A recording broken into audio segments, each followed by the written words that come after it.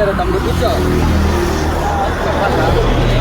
అంటే రంజాన్ స్టార్ట్ అయింది ఏం సంగతులు బిర్యానీ బంతులు బాగా ఏం రంజాన్ స్టార్ట్ అయ్యి 4 రోజులు అయిందిరా. నాకేమో ఇంకా రేపు ఎల్లుండి నుంచి ఫైనల్ ఎగ్జామ్. రంజాన్ నెలలో పొద్దున్న ఎత్తే సైరికి రావచ్చు, మధ్యాహ్నం నమాజులు, సాయంత్రం ఇఫ్తార్. ఎగ్జామ్ వల్ల అన్నీ మిస్ అవుతున్నాయి. నీకేం తెలుసురా మా బాధలు, ఇంటర్ సెకండ్ ఇయర్ విద్యార్థుల బాధలు నీకేం తెలుసు?